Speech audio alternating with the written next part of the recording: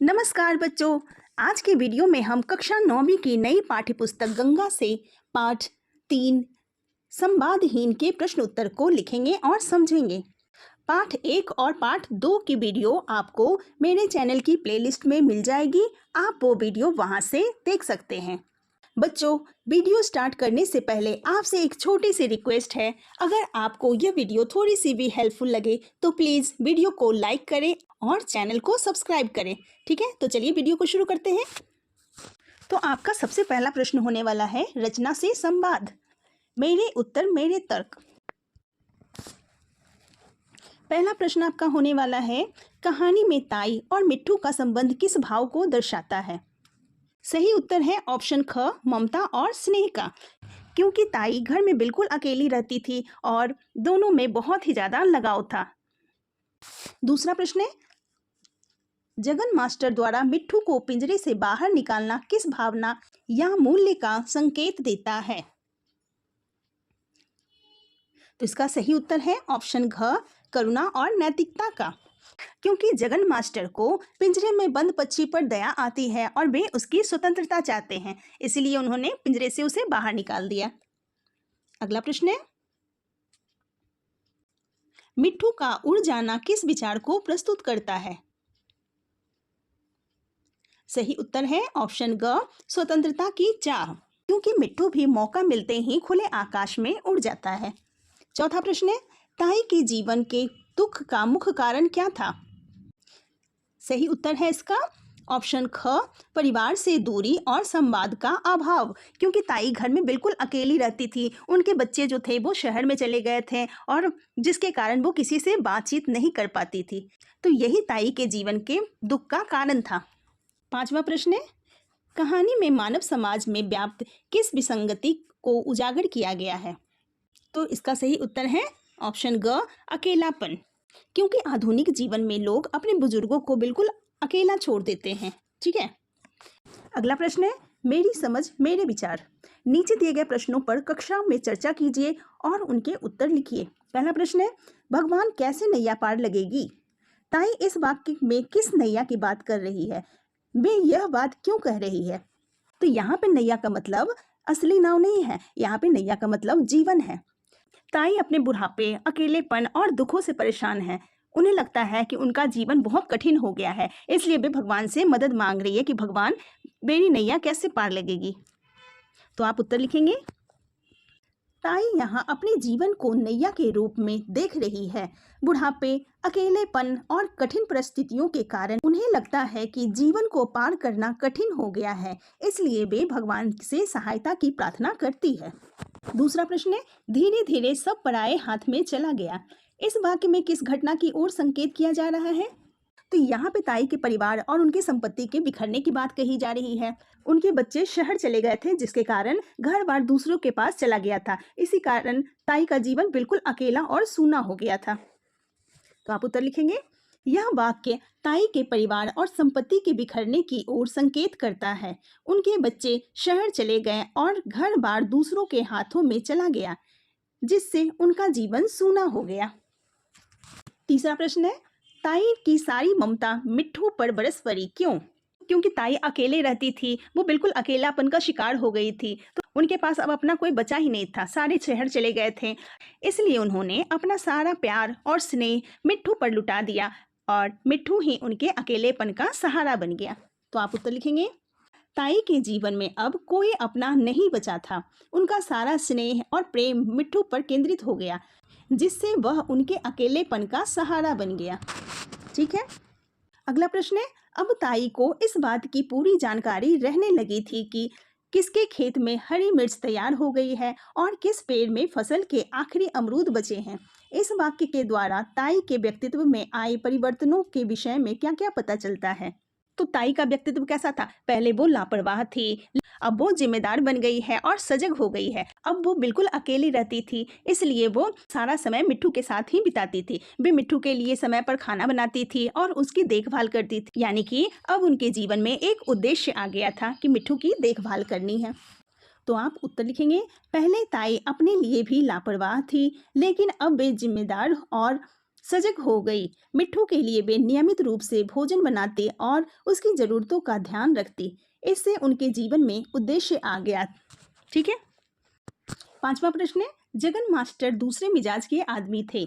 Jagan master का व्यक्तित्व कैसा था? कहानी में से उदाहरण देकर स्पष्ट कीजिए। तो आपने कहानी में पढ़ा कि जगन मास्टर एक दयालु, समझदार और स्वतंत्र सोच वाले व्यक्ति थे। उन्हें लगता था कि किसी भी जीव को कैद करके रखना गलत है, इसलिए उन्होंने मिट्ठू को पिंजरे से आज़ाद कर दिया। ठीक है। उत्तर लिखेंगे, जगन मास्टर स्वतंत्र विचारों वाले, दयालु और नैतिक व्यक्ति थे। इसका उदाहरण है, उन्होंने मिट्ठू को पिंजरे से बाहर निकालकर उसे स्वतंत्रता देने का प्रयास किया, क्योंकि वे किसी भी जीव को कैद में रखना उचित नहीं मानते थे। ठीक है, इस तरह से आप उत्तर लिखेंगे। अगला प्रश्न है, कहानी का शीर्षक संवादहीन किसके लिए सबसे अधिक सार्थक प्रतीत होता है? ताई, जगन, मास्टर, मिट्ठू या नया तोता? कारण सहित स्पष्ट कीजिए।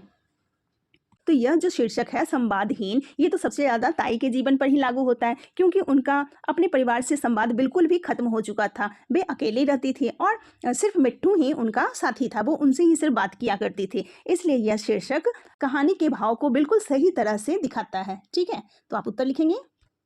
यह शीर्षक सबसे अधिक ताई के जीवन पर लागू होता है, क्योंकि उनके परिवार से उनका संवाद समाप्त हो गया था। वे अकेलेपन में जी रही थी और मिट्ठू ही उनका एकमात्र साथी था। इसलिए यह शीर्षक कहानी के मुख्य भाव को व्यक्त करता है। 7वां प्रश्न है, अब ये ही दो प्राणी गांव के बीच में स्थित बड़े घर में उस सूने खंडहर में एक दूसरे को सहारा देने के लिए रह गए थे। ताई के बड़े से घर को सूना खंडहर क्यों कहा गया होगा? ताई के घर को खंडहर इसलिए कहा गया क्योंकि उसमें पहले बहुत सारे लोग रहते थे, और अब क्या हुआ कि सारे लोग अब शहर रहने चले गए, और जिसके कारण उनका घर खाली हो गया, इसलिए उसे सूना खंडहर कहा गया है। ठीक है, तो आप उत्तर लिखेंगे। पहले उस घर में चहल पहल थी, लेकिन अब सभी लोग चले गए थे। घर खाली और सुनसान हो गया था, इसलिए उसे सूना खंडहर कहा गया। ठीक है, आप इस तरह से उत्तर लिखेंगे। अगला प्रश्न है, मेरे प्रश्न। नीचे कुछ उत्तर और उनके दो दो प्रश्न दिए गए हैं। पहचानिए कि उनमें से कौन सा प्रश्न उस उत्तर के लिए उपयुक्त है। तो यहाँ पे उत्तर दिए गए हैं, आपको जो भी इनका सटीक प्रश्न बनेगा उसको लिखना है। ठीक है, तो पहला उत्तर है, ताई के अकेलेपन को मिट्ठू ने सहारा दिया। तो इसका प्रश्न बन जाएगा, ताई के सूनेपन को किसने सहारा दिया? तो का उत्तर इसका सही है। दूसरा उत्तर है, ताई के लौटने से पहले मिट्ठू उड़ गया था। तो इसका क्या प्रश्न बनेगा? इसका प्रश्न बनेगा, ताई के प्रयागराज से लौटने से पहले क्या अनहोनी हुई? ठीक है, तो इसके लिए ख प्रश्न बिल्कुल सही है। तीसरा उत्तर है, गांव वालों को डर था कि ताई को सच्चाई जानकर सदमा लगेगा। तो इसका प्रश्न बन जाएगा, गांव वाले ताई की वापसी से क्यों चिंतित थे? क प्रश्न इसका भी सही है, क्योंकि तोता उड़ गया था, इसलिए गांव वाले बहुत ही ज़्यादा चिंतित थे कि वो तो इससे इतना प्यार करती थी, अब पता नहीं क्या होगा। चौथा उत्तर है, कहानी का शीर्षक संवादहीन जीवन के मौन का प्रतीक है। तो इसका सही प्रश्न हो जाएगा प्रश्न ख, शीर्षक संवादहीन का क्या भावार्थ है? तो इसका भावार्थ हो गया जीवन के मौन का प्रतीक है। ठीक है, अगला प्रश्न है, मेरे अनुभव मेरे विचार।